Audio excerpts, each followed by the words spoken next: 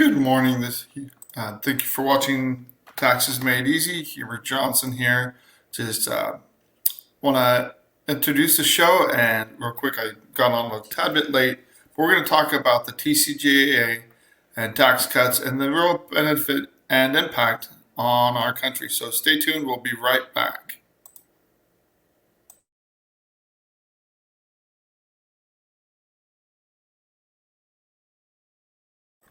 Welcome back. Thank you for watching live on rebroadcast here at Taxes Made Easy. We've got a lot of information today, and we're really going to jump into the pros and cons of different arguments for or against the Trump tax cuts, which again is very important coming into an election season. You're hearing a lot of arguments, and I'm seeing a lot of arguments. Did they hurt? Did they help? And I just kind of want to break those down to make them easier to understand from both sides of the aisle. So, just touching on some basic information overall. First article I want to touch on is about the IRS free file system. So, you have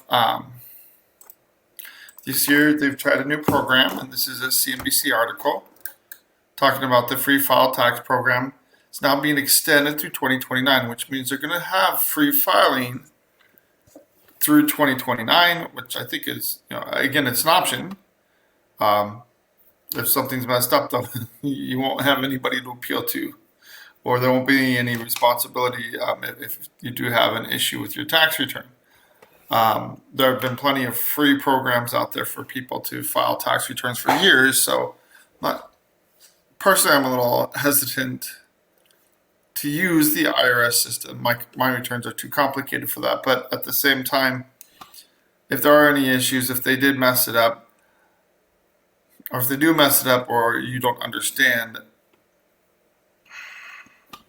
using the IRS means, there's good and bad. Is it easier? Is it free? Is there going to be any accountability? I doubt it. So one of the things to know, though, it is out there. If you have a simple return, feel free to use it. They did 2.9 million returns through May 11th. Huge increase, 7.3% increase. And they're extending when it's available, which they're now making it available through, I believe it's September. So I'm trying to look at when that actual date is. So they're not only making it available through October 15th. So through October 15th, it'll be open. After that, though, you have to use something else. And there's plenty of other programs that are still free. And one of my concerns here is how it will work with state returns. If you have multiple state returns, if you leave a state and need to do a non-resident return, don't assume this is going to cover all your tax issues, especially when it comes to states. So again, if you move from a state, or if you have dealings in multiple states, be aware of those state returns that still need prepared. So as far as free file, it's not going anywhere. It'll be around in future years. Again, I think it's a good thing that they have it through October for those that need it, October 15th for the extension. After that, it won't be available, though, until the next tax season. Now, this is an interesting article here that I came across from Blaze Media. And if you're not familiar with Blaze Media, this comes from Glenn Beck, who sometimes makes sense, and sometimes it's like he's a conservative on crack. It's just kind of nutty. That's my own personal opinion. I know some people love Glenn Beck. I have a mixed opinion of him. But I think this is an interesting article because it's not political so much. It's talking about what do we need more than anything else? An educated workforce. And more our younger generations just aren't prepared for true college education. So more and more people are saying, forget college. We can go elsewhere. And here's the thing, we do need more people in the trades. we are absolutely hurting for people in the trades, and you can make a great living. You can do very well for yourself and not have all of the college debt piled on you. So, I mean, that's me personally. I think that, again, we encourage too many people to go to college. But I think the way they frame this is that when you treat education as an investment. So when you go into it, it's not, oh, let's study whatever I want. This is the career I'm interested in. This is the career path I'm interested in. And I'm going to get these degrees to help me further my career path. The problem with that is most people change what they want to do. I went to law school, and when I was in law school, I wanted to be an environmental law attorney. That was my goal. I ended up being a tax attorney. If you would have told me in law school that I would end up being a tax attorney, I would have quit. I don't know if I would have quit law school. I would have had serious reservations. I might have done something else. But it's an interesting article here. It's talking about some of the stuff happening on the Ivy League campuses and many, DEI, a lot of the wokeness that's going on, and how parents are revolting against this. Not against school boards, donors threatening to defund the universities, and Peter Thiel told them to just say no to post-secondary education. And their argument is, look, we still need an educated workforce. A quarter of our doctors are foreign born. We still need professors. We still need plenty of people with degrees that are going to make a huge difference. And part of what they argue is that the value of a good college education that carries over to the workforce is still very valid today. I agree with it. The problem is, the insane price at universities is nuts. If you take advantage of the scholarships, the scholarships can be on discount rates, can be 40 or 50%. But a lot of that is you have to qualify for scholarships. You have to look for those scholarships. You have to, and things are being tougher here locally. Here in Tucson, U of A, they had the scholarship program where as long as a student had, above like a 3.5 or something, as long as your grades were high enough through high school, you automatically got in and got a free education. It's very progressive. And they had to get rid of that because of budgetary problems at the school. So what they focus on, actual cost of attending is high, and they argue that it's not as high as you would think with financial aid, etc. But an obstacle is many aren't prepared for their college education. And it really goes into some of the reasons for that. When I taught federal income tax at the graduate level, I was surprised that students couldn't write. And I talked to some of the other professors, and they're like, oh yeah, most of the professors who've gone away from essay exams because they don't know how to write essays. They don't know how to coherently argue their thoughts on paper. And there's way too many students that struggle with that. To me, that blows my mind. You go to college, that's what you do. But again, things have really changed. As far as people going to school. And one of the things is if you're not sufficiently prepared for college, a lot of times you end up taking years of remedial classes that cost, you're paying for those classes, or someone is, as you take these years of remedial classes, and it just extends out how long you're going to be in college. Math is the biggest area. There's also remedial English classes to get people up to par, so they can take and pass basic college courses. So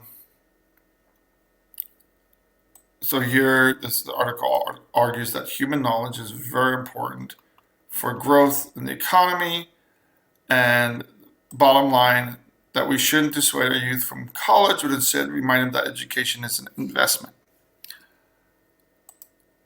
I agree with many points here. It's not the only investment. It's not the only path. And I think too often that we try to shove everybody in the same pigeonhole. You have to go to college. Have to go to college. No, you don't.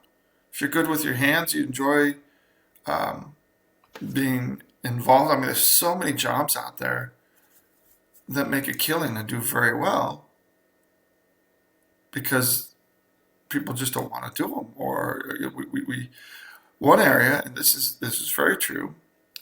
Instead of looking at what's really needed in the economy and where there's a huge need for jobs, CPAs and accountants, basic math. It's not rocket science. It's not calculus, but accounting. There's a lot of money there, and the schools cannot fill their classes. They cannot fill their college schools of accounting. This is a nationwide issue. So math, science, but again, learning the trades are all great ways to move forward and provide, as you step into adulthood, provide for your new family or for yourself. So I want to switch gears a little bit and talk about some local issues here. And the reason I talk about local issues is that what's happening in one state is happening elsewhere too. So Montana, I want to jump to Montana in particular, their property taxes, their property values have gone through the roof. You wouldn't think it, but again, they absolutely have. Average home is around 649,000, and as a result, as in many other places, California, Florida, Austin, Texas, across Texas, property taxes are taking off. Now, this money mainly goes to support local schools, local governments. Why do they need so much more money? So year over year, that's my question. And the problem is when you have property taxes shooting up, that's beautiful. This is where One Ranch is. If you haven't been to Montana, you should go at least a visit. The pandemic, real estate boom, everybody fleeing other area to go to Montana. Bozeman is called Bos Angeles, little California again. And the result is, in many counties, some counties are seeing a 46% interest in property taxes. So again, it's the ironic part. I'm going to kind of skip through this article. I'm not going to spend a ton of time on it. Actually, we're out of time, so we're going to come back after the break and finish this up and move on as we discuss these tax issues facing people across the country today.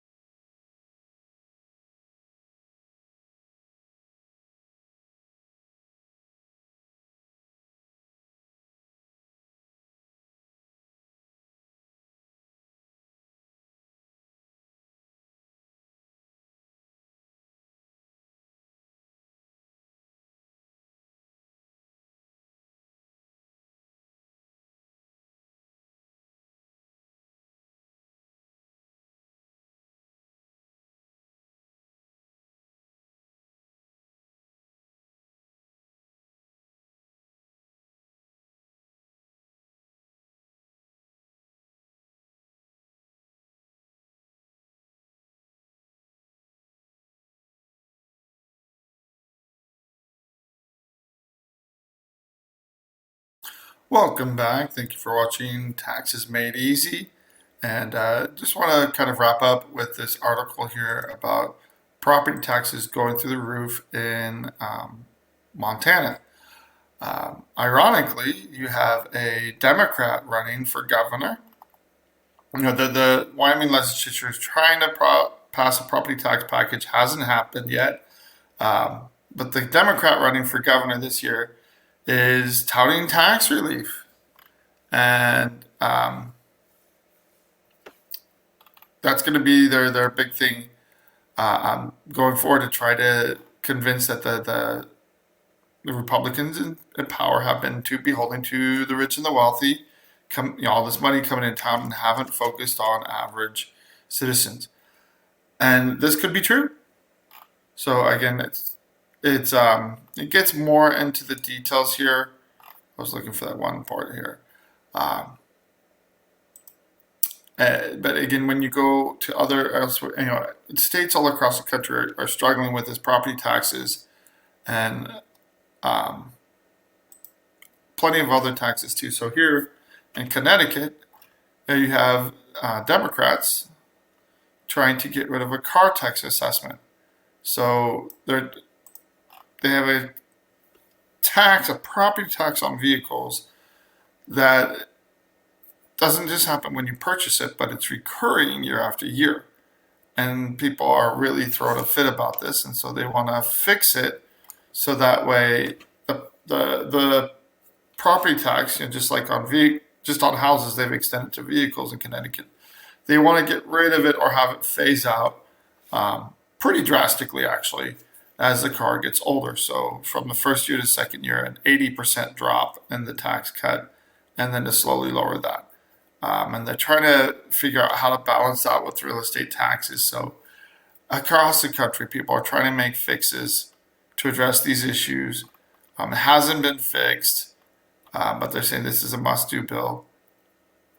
The 20-year schedule, and one of the suggestions is to do a 20-year schedule of depreciation as a car ages. So over time, the values of cars go down. They would still pay a smaller percentage of the suggested retail price as vehicles get older. But again, this is a property tax just for owning a vehicle every single year. And you get up to 80% off after the first year of owning a vehicle, but then you're still paying a property tax on vehicles for 20 years. So a lot of different taxes across the country. And we're going to jump to California. And Gavin Newsom, to his credit, is trying to deal with the budget and this huge budget deficit that he's facing by not increasing taxes. So, of course, you have his political opponents that dug into his budget and said, well, not exactly true. There's still new levies on businesses, but overall, he's trying to balance the budget without hitting everybody with taxes. But again, buried in this, there's about $18 billion in new taxes, or removing tax breaks for corporations to increase the revenues of the California budget. Now, again, they have a lot of issues. California's budget is known for having plenty of problems. Over the years, it's endemic. It's like year after year.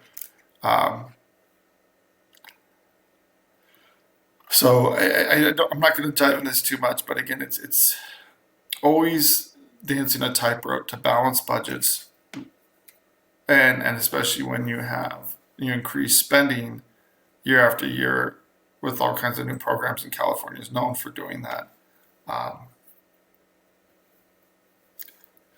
But at least he's trying, and I'll give Gavin Newsom credit there. He's trying to not raise taxes too much. But we're going to switch to the topic for the day, and I have two articles I'm going to cover for this. I'm kind of debating which one to do first. We're going to share a Fox News article and then we're going to jump to a Cap 20 article, which is from a progressive side. So kind of share things from both sides of the perspective or of the political aisle. So this is funny. Is that a video they have where they have someone from the Trump campaign come on, and then they have someone from the Obama era campaign come on, and pretty much they talk for over half the time before even letting the person from that worked under Obama speak, and then as soon as he speaks, they shut him down. So probably typical from Fox News.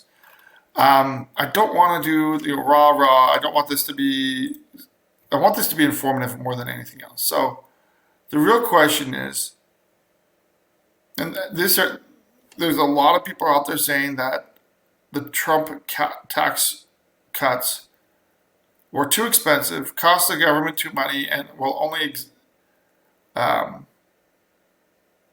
only add to the deficit.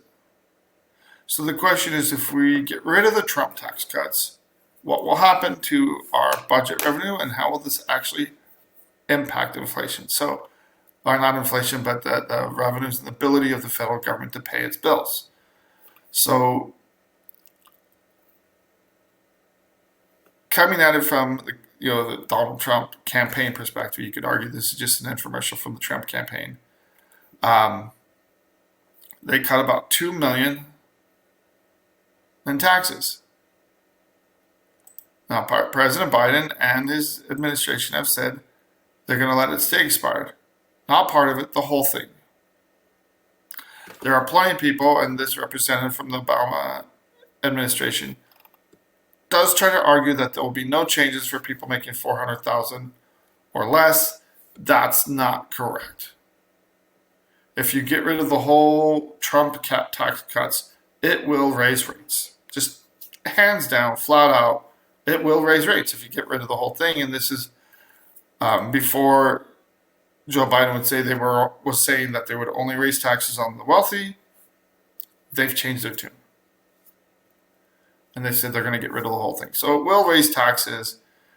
What I want to focus on, though, is not will it will raise taxes or not by letting the TCJA expire. What will be the impact on the federal government? So, at the time, the CBO argued that it would reduce revenues and increase deficits over the first decade from about $1 to $2 trillion. So that's about $200 billion a year. They said it's going to cost the federal government more money than ever. It's going to reduce projected income over time. So this is what the CBO claimed at the time was going to happen. My point is, what actually happened? So the article points out that they made this in 2018, or the article in late 2017 and early 2018 came out with this. This is when it was being debated in 2017 and then passed in January 2018. They said, look, this is going to cost the country money. And the big argument here is that they were dead wrong. They were educated guesses and they were wrong. Why? Now we have actual data, and the argument here is that the federal receipts, federal revenues have gone up every single year. So let's step away from the partisan article, and it is. Let's go to that. Wikipedia, basic government numbers. If you look at the budget per year, and this has plenty of years here, but this was passed for 2018. So if you look at 2018 here, what's happened to federal revenues? Gone up. They dipped slightly for 2020, COVID, and then they've gone back up and continue to go up. So this is through 2021.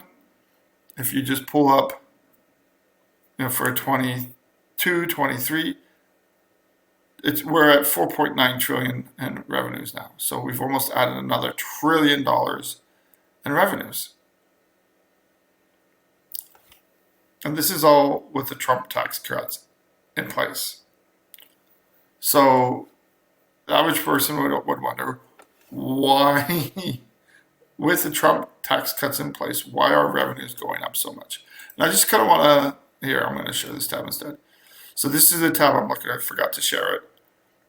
2018, they were put in place. Revenues went up. They dipped slightly for COVID and then went up dramatically again. Right now they're up to 4.9 trillion for 2023. So they've continued to go up. Revenues have shot up. Why? Individual income taxes have gone up. Corporate tax rates have gone up by, some. Payroll taxes have continued to increase as people are working more. Sales taxes, excise taxes haven't really changed. And then you have other. But the biggest change here, you have personal incomes. People are paying more money than ever to the federal government. So this goes back to this conundrum of you cut taxes and people pay more money in. Why is that? It's because there's more productivity, there's more jobs, more people are being put to work. Corporations are now they brought back billions of dollars, invested it in the economy, and the economy grew. So when the economy grows, everybody wins. There's more tax revenue. You can do more with the programs. The problem is that there's not enough tax revenue. It's that the government keeps spending it all and some. As that goes, as revenues go up, spending increases. So we now have, since 2018 to 2024, we have, mid-24, 5 years to look at the actual impact of TCJA on federal tax revenues. It's easy to make projections and say, hey, we would have had even more money, but it's hard to argue or show, if you wouldn't have had the Trump tax cuts, the main argument is that you wouldn't have had the economic boom that we've had. And so it really is kind of a catch-22 here. The economy was definitely rolling before COVID. It was coming back after COVID. And due to overall increases in income, and part of this is due to inflation, which has gone through the roof, but federal revenues are higher than ever with lower tax rates. So a lot of people look at this and it's like it doesn't make sense. So, and then they try to argue inflation. Biden's claiming it was 9% when he took office. A lot of people are claiming it was 1.4%. I think the official rate was 1.4%, but then with all the COVID spending, it jumped very quickly in that first year.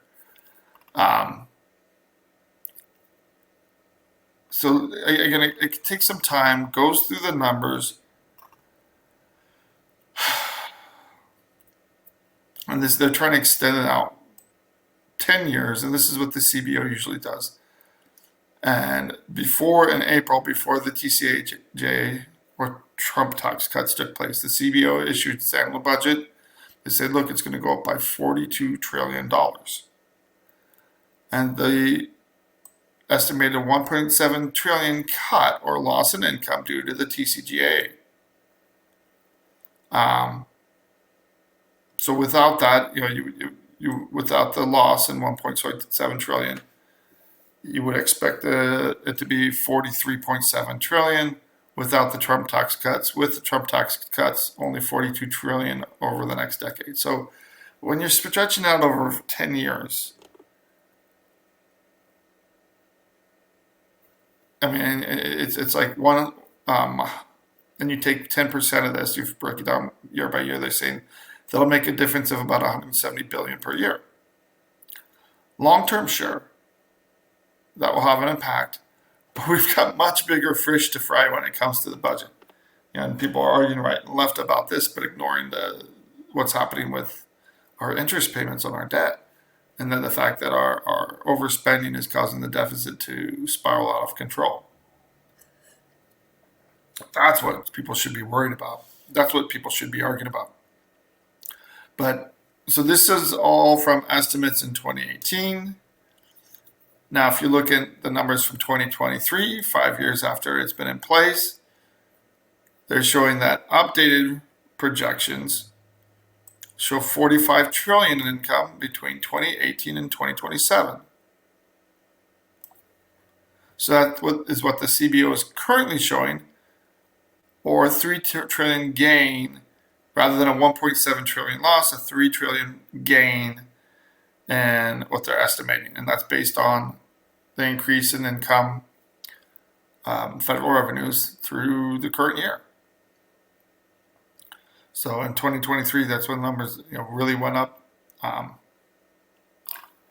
So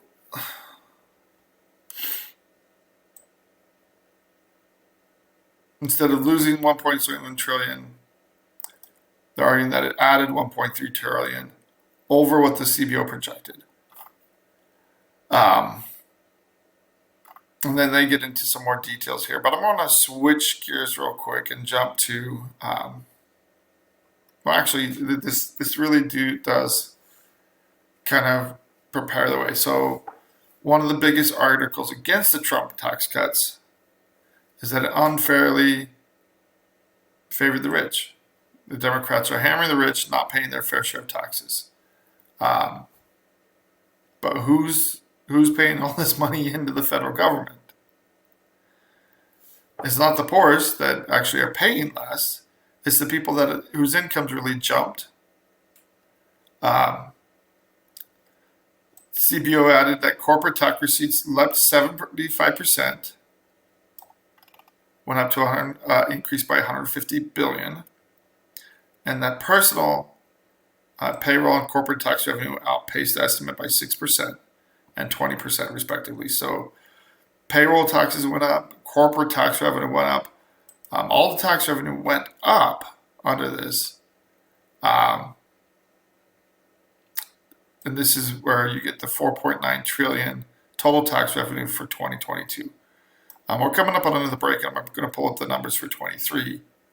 So actually, I misspoke. So when we were looking at this graph, it went from just over 4, it was like 4.1 trillion up to 4.9 trillion the next year in 2022, and I think it's even higher for 23, even though the fiscal year might not be completely over yet.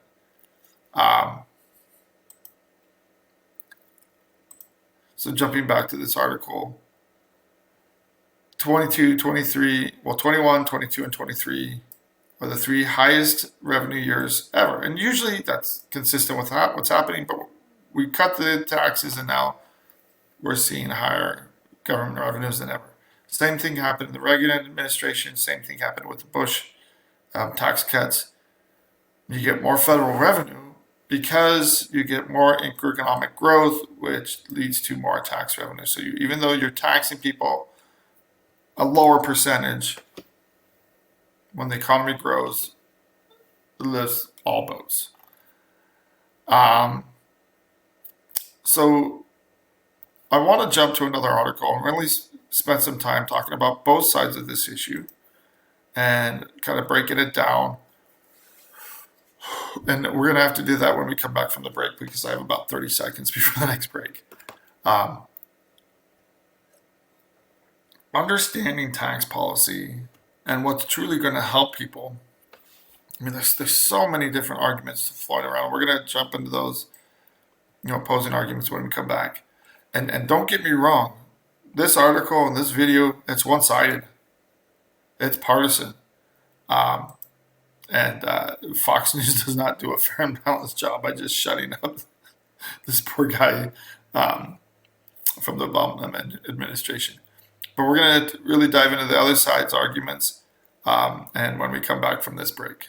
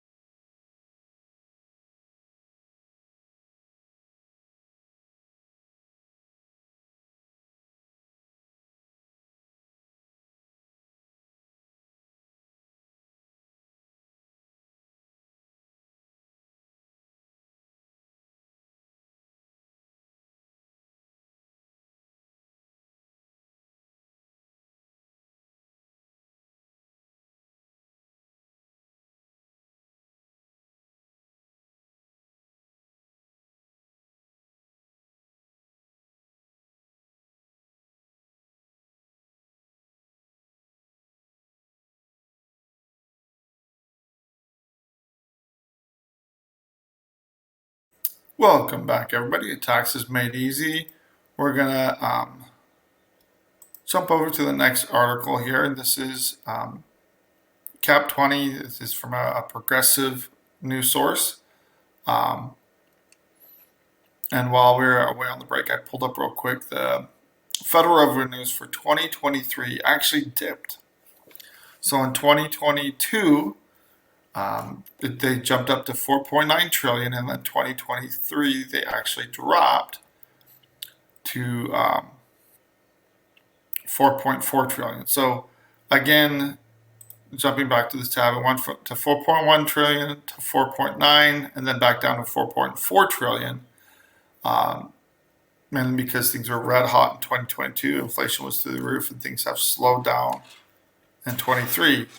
But it's still historically higher than ever. I mean, we're still at $4.5 trillion in federal revenues in the last, since the Trump tax cuts went into place. It has increased by roughly $1 trillion in income. So, who would have thought? Now, this other tax cut, this is on the other side of the perspective here, and it's not all wrong. That's really kind of biased way of saying that. There are many things that do ring true about this article. So, I'm just gonna, this first part is main argument that it overwhelmingly benefited the wealthy. And changes that largely benefited the wealthy by slashing corporate tax rates and lowering taxes on corporations. So, and they're arguing that the benefits of the bill have not trickled down, resulting in and haven't helped U.S. workers and their families. So it hasn't trickled down to the average working individual. That's their argument. And they're saying there's little evidence that there had been promised growth or improved well-being for the vast majority of the nation's workforce. So, first of all, they say the first argument is that the 2017 tax changes overwhelmingly skewed towards the wealthy. I think that's true. Households in the top 1%, you got a huge tax cut around $61,090. So dollar-wise, percentage-wise, they didn't get the biggest tax hit. But percentage-wise, as far as income tax goes, it really helped on income tax. They saved a lot of money because when you're dealing with much higher numbers, a few percentage points can make a much larger difference. Now, contrast those in the middle, right in that middle, you'll see only a reduction of $910, and then on the lowest part, they'll just receive a $70 reduction.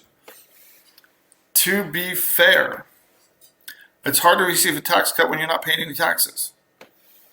The lowest quintile, or the lowest fifth, 20% of the American population pays almost nothing in taxes. And if anything, the Trump tax cuts reduced tax cuts overall for them, and by doubling the standard deduction, absolutely helped those in the lowest brackets. Now, if you're not paying much in taxes, you can't get that much of a tax break. So if you look at the middle, from 40 to 60%, average reduction of $910, so that saves about $1,000. But when you look at the average person, if you're paying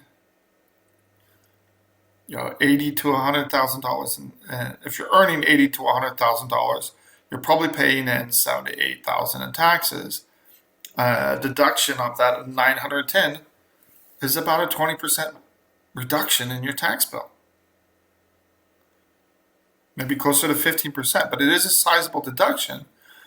But when you're not paying a lot in taxes, or nearly as much, it doesn't have the same impact as someone that's paying, making $1 million or more a couple of changes in percentages could be a lot better thing. So I think this is why how you present the numbers matters.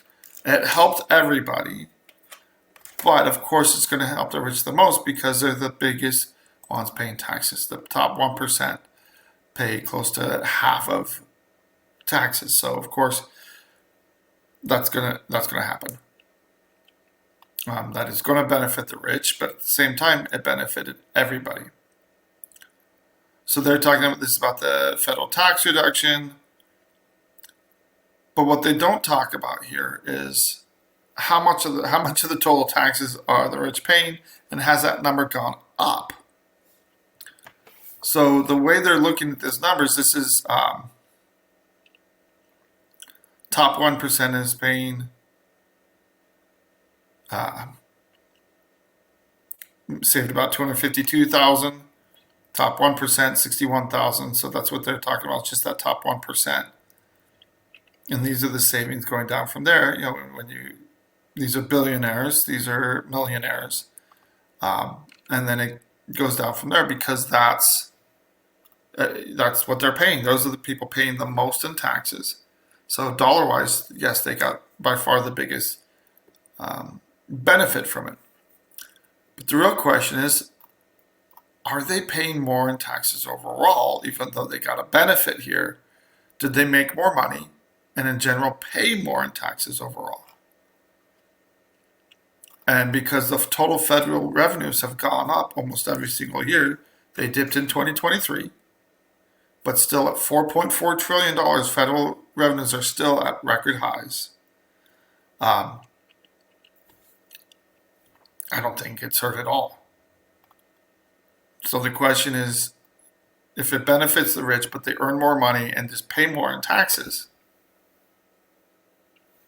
bottom line, if they're paying more dollars to the federal government, is that a bad thing? So I do have a lot of problems, and it's coming out with this, let's attack the rich, let's target them because they can't make too much money. So they're not looking at overall numbers here. They're just saying, look, the individual is saving this much money,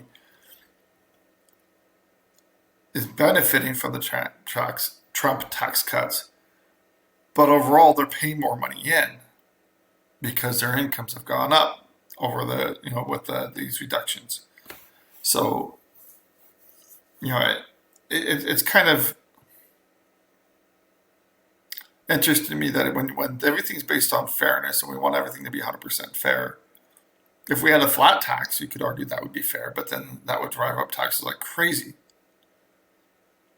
So here they have some more numbers, arguing that they are skewed toward the wealthy, which they are. And they argue that they failed to trickle down. So one of the things is, none of this happens in a bubble. So they look in this and they try to break this down that average household conservatively utilized wage and salary income of $4,000, and that would go up to $9,000 with the tax cuts. And they're saying that hasn't happened because what's happened with the economy since COVID? Even though tax revenues are up more than anything else, what's happening to the individual families? We've had inflation through the roof, plenty of other taxes and costs have gone up, and so the end, you have people paying more taxes as their incomes go up to try to keep up with inflation, but that you're paying a lower tax rate right now, a lower percentage of your income, and I've looked at it myself. What would it do to me? It would take my tax rate from 12% and increase it to 24%. I have 5 kids. That would make a huge difference. And again, they talk about the corporate rate. Who's invested in corporations? Owners, corporate owners, and high paid workers. These are people that are investing in the economy. They have disposable income. And they're arguing that low paid workers, it's not helping low paid workers, but yeah, because they're not investing. They're not saving money. Maybe because they can't, often because they can't. And so again, this article, chart after chart, showing that they even argued that corporate investment slowed. And I'm not going to get into the nitty-gritty so much, but they're showing that, look here, as a percentage change in real private non-residential fixed investment, they're claiming that it went down and then shot back up. So what happened here? COVID. What happened in this period? This is kind of a skewed way of looking at things. It doesn't look at actual numbers. Again, statistics can be made to show pretty much anything. But this is what I really want to look into. They're claiming that they have not paid for themselves. So going to Wikipedia, going to the budgetary numbers, I'm not sure how they can make this argument. You can definitely argue that it's overwhelmingly benefited the rich. But this is an argument that the left's putting out there, is that it has cost the federal government money when federal revenues have gone up over about $1 trillion a year since this was enacted. So they're trying to claim that corporate tax rates have remained relatively flat, despite profits going down. So they're saying, look, 2020, there's a small dip, but then they're saying corporate profits are higher than ever. But when you look at these numbers, this looks fairly flat. A lot of it is how you put the numbers here. If you look at here, $204 billion, now $424 billion. So that's an increase of $220 billion from when it was. So that's doubled the corporate tax rates. So it's just, a lot of it is just how you frame this, how you make it look. So from 2018, 2.4 trillion up to 3.2 trillion, it's gone up 8 trillion, but their taxes that they're paying in have doubled. So when you look at the numbers, be very careful when you're looking at these. And then this is where they argue that they permanently reduced federal revenues. Well, first of all, everything has a sunset on it, which is why next year it's going to be a huge issue and a big budgetary fight. I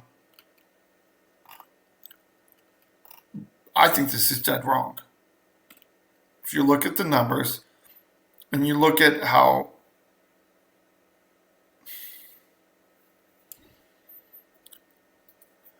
if you look at the actual impact on federal revenues and collections, and the TCJA has increased tax revenue. Now, this last year, 23, things went down. Things have cooled down quite a bit in 2023. It's going to be interesting to see what happens at the end of 2024. The fiscal year for 24 won't end until September.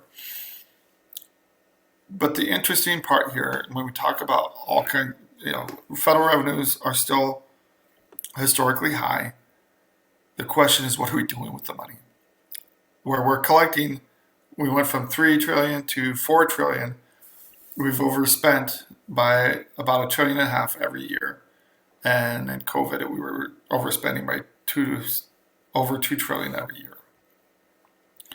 So that's the problem, is that it's not a revenue issue. And this is where this is a kind of a misnomer here. And so we're running out of time here. I just want to summarize this up. I think the facts are pretty clear that tax revenues have gone up. Would they have gone up more if they would have just left it alone, left the higher taxes from the Obama administration in place, that's a whole completely different argument. But all you can do is look at what's happened since they passed it. It was projected to lose income, cost the federal government money, but now their own projections, the CBO own projections, show that it's actually bringing more money into the federal government, and you have more tax revenues than ever coming into the federal government. So if your concern is it actually benefiting the federal government and bringing more money into the federal government, but is it about fairness and having the rich pay more and more in taxes? The left's argument is actually absolutely correct. But this whole idea that we're just going to punish the rich, we're just going to punish one segment of American society, and it's not going to hurt others, I think is poor thinking. And this whole idea of class warfare, that we're going to go after the rich and soak them and make sure they're paying their fair share when they're already paying well over 100%, not 100%, they're paying close to 50% of taxes already. How much more do you want to soak them? Where is the line? So I shared one of the articles I talked about. If you got rid of the TCJA, coupled with state taxes, coupled with the increase in corporate taxes, you could be taxing the rich as high as 60%.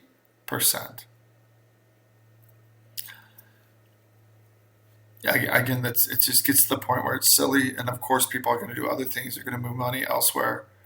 And overall, it's going to hurt the average American.